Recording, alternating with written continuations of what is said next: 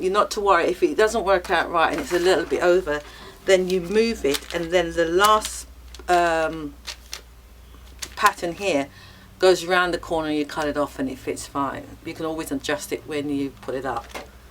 But that's what I'm going to go with. So I think that's it. Yeah, I do like that inside. Right. So now I'll cut the pattern, the material, when it comes. Not forgetting that I will allow seam allowance at the top and the bottom of this pattern. In part 1, I told you that I've got to allow seam allowance for the top section and the bottom. So I thought now is the time for me to do it. I don't need to allow seam allowance for the side because I already did that at the beginning. So I'm going to put it back and I'm going to allow, I just used a scrap of paper, so I should get it from here. So I've got my gauger and I'm going to allow. So I'm just going to put holes in it.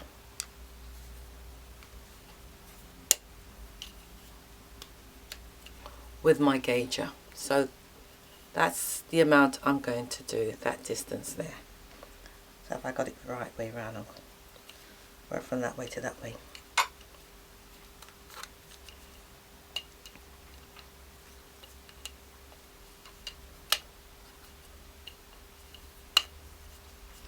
See, it's reversible. So I'm just going to mark it with some holes.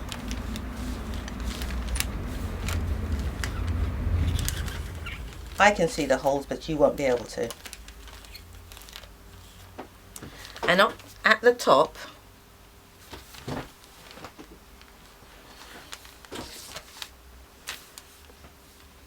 I'm going to make it larger because I want a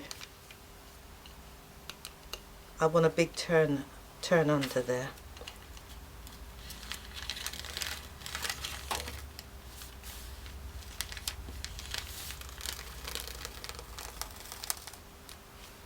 That bit I can straighten up anyway.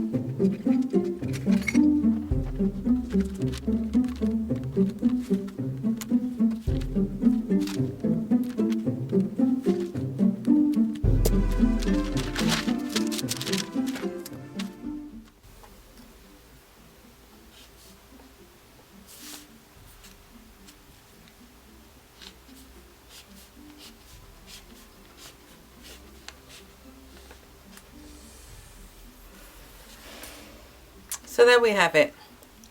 I've tidied it up for you. So there is your pattern now for the front. So that is perfect now. So there we go. I could throw this away if I want to. Now You could do the same with this one, but this one is fine. I don't need to do anything to this one. The only thing I need to do is put the seam allowance in so that all of them will be the same. So I'll do that now.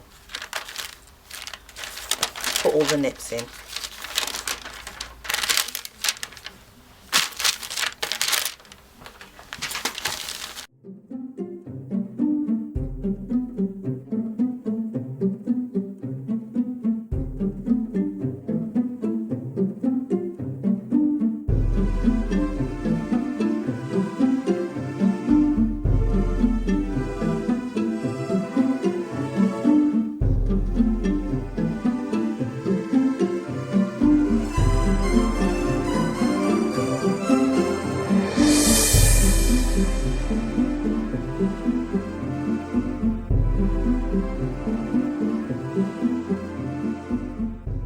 So that's my pattern. Sorry, my card switched off again, so you probably missed me drawing in these lines. Yes, my seam allowance. So from there to there it measures 8 inches, and from there to there it measures 10 inches.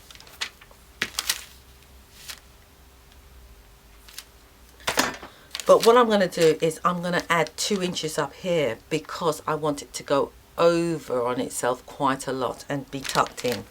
So I'm going to say add 2 inches up the top. Other than that, you can redraw it out again to be safe. So here we have our 2 patterns, and that's all I'm going to cut out for this valance. So I need 10 of this one, and I think I need 11 of this one.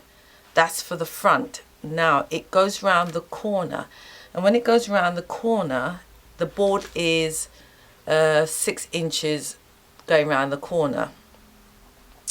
So, and 6 inches is, oh, I can't see it on my tape.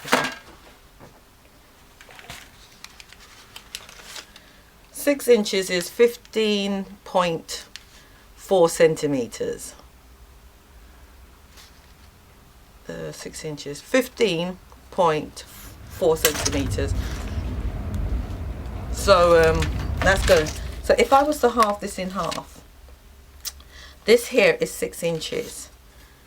So in theory, I need 11 of this, but I will make one of them wider to make sure I've got enough to go around the corner, because there's always a little bit of gap that annoys you when you've done it. So so I need 11 of this one and 12, 10, 11 of that one, 10 of this. Right, so I'll get on with it and lay my fabric out, and you'll see me, but I won't be talking.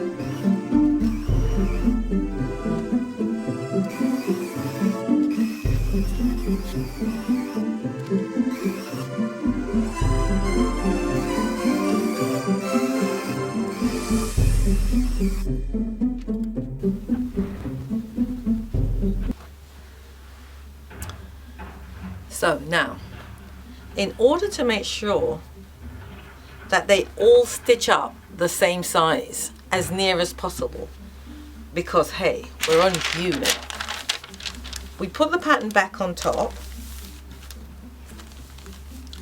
At this point we can go around and cut the whole lot the same again to get it more perfect. So I put my weight on.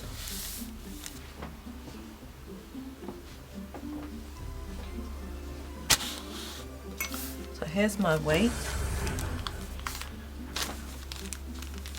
I'm going to make sure they're all the same size and then knit them.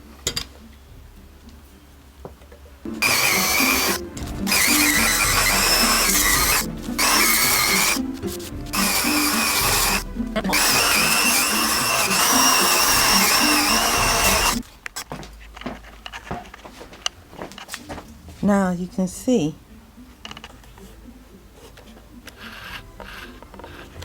that they're all the same size all the way around. It's the same size. And where there is a nip, all of them will be stitched up in exactly the same place. So if it's a millimetre out, right, it's not for not trying, but there it is.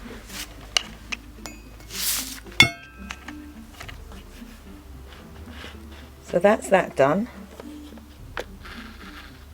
and now I've got to do the contrast. Now they're all the same size. All the nips have been nipped, so they will all be stitched up in exactly the same place. All the nips, so that'll be folded up. So that's the weights done. So here we have I forgot how many I put there, but the lining are there as well, so they're all the same size.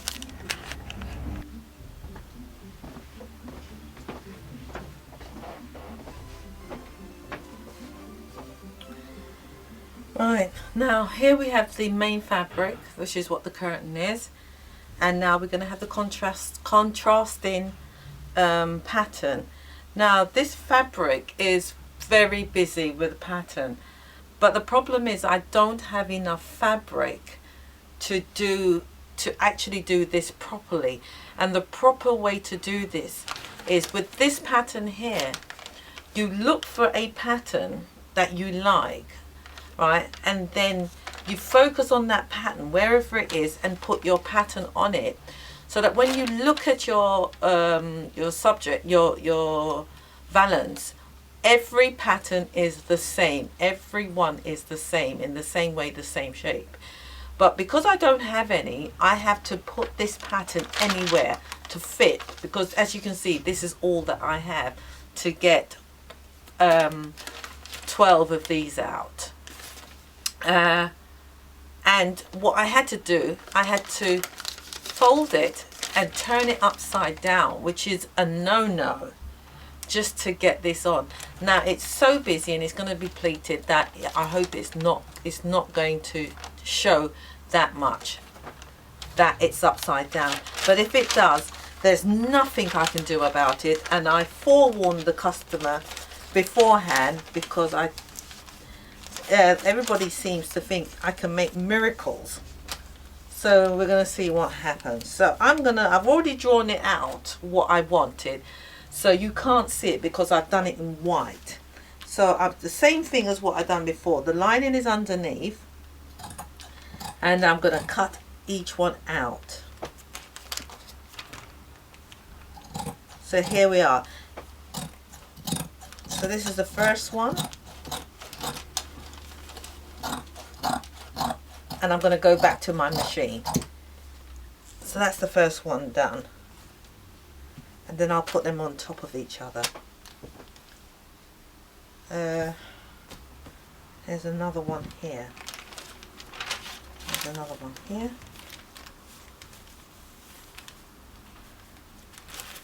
And I'm going to do exactly what I did with the block. Let's plug my machine back in.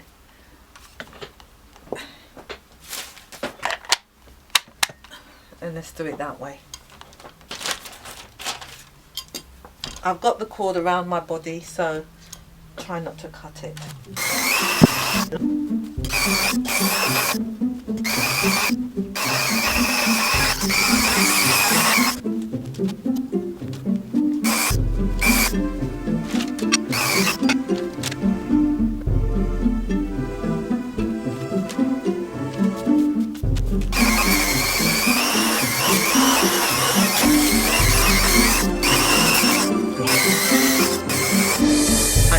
dipped all these here, so I've got my marking for those ones, but now I've got to do the upside down ones. I didn't want to risk opening it up because I needed to get those perfect. So I'm going to now open these up. No, I'm not going to open them up. I think I'll leave them closed and put them one on top of each other.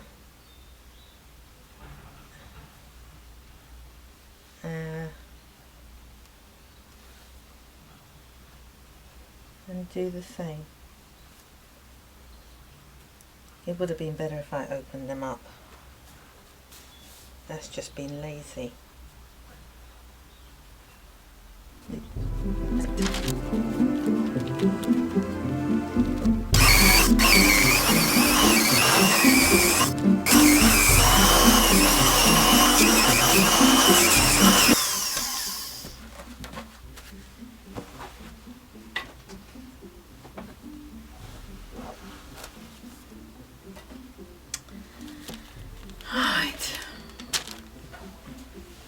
Now that I have my pattern pieces, these now should be the same as that.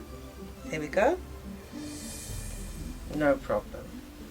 So I've got all my pieces, but they're all different, so I'll try and match them up as best as I can,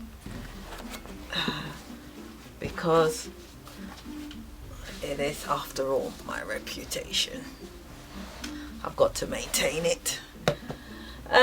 So that's all done, but what I said is that I was going to put a section in the middle. Now that is giving myself more work, but I fancy looking at it. If I don't want to give myself work, I won't do it, and then you will just see it like that. But I think I'll see how much work it gives me. Yeah, I'm just asking for trouble, isn't it? And then it would be nice if I bonder web it down. That's even asking for more trouble. Bonder web it down so it gets a better quality. And this fabric I'm using as well, it's a velvet fabric as well. So they don't like ironing that much, but let's see what happens. As I said, my name goes before me.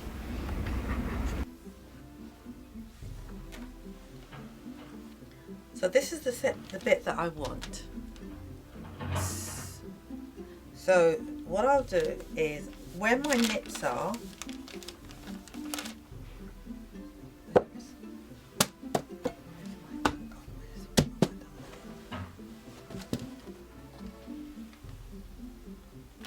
I'll just put markings where they are.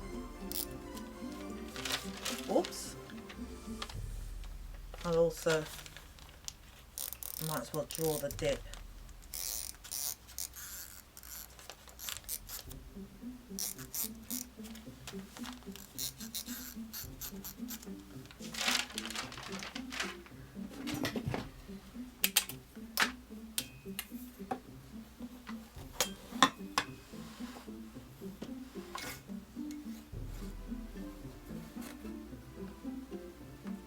That's the stitching line.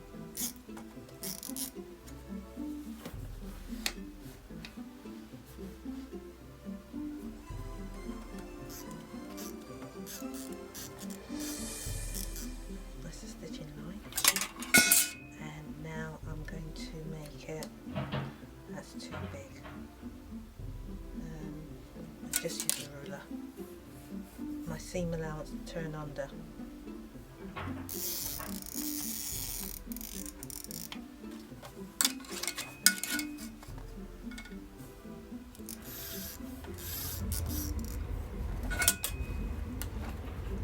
So 4, so that's got 4 there, and I want 4, what there, just about.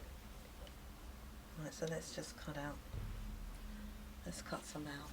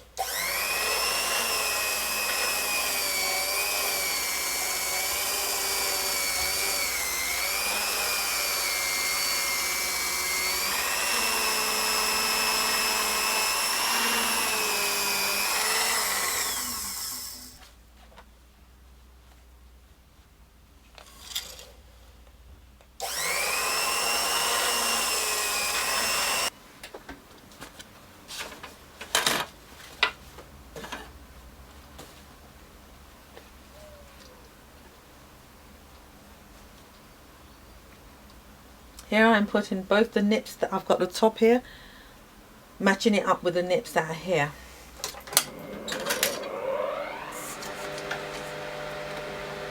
I'm just top stitching it down, nip to nip,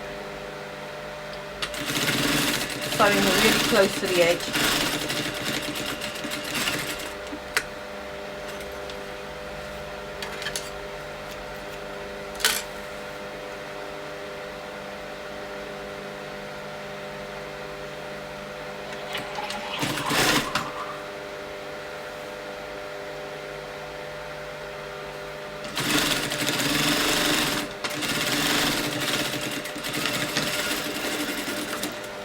Once I've done that,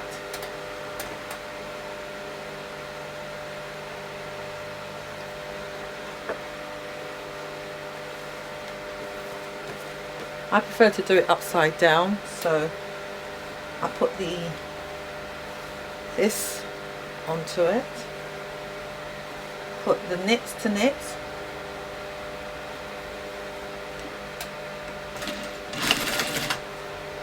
there's my seam allowance,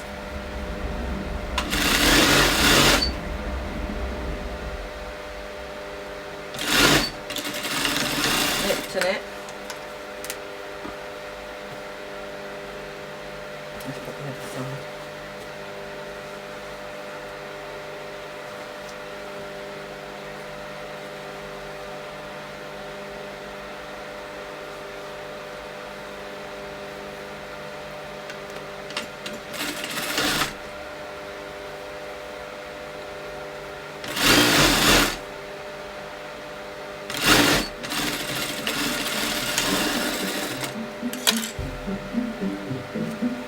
So I've got the centre pattern here, there. I'll just do one more so you can see, get the idea. And you keep on doing that until you've done all of them.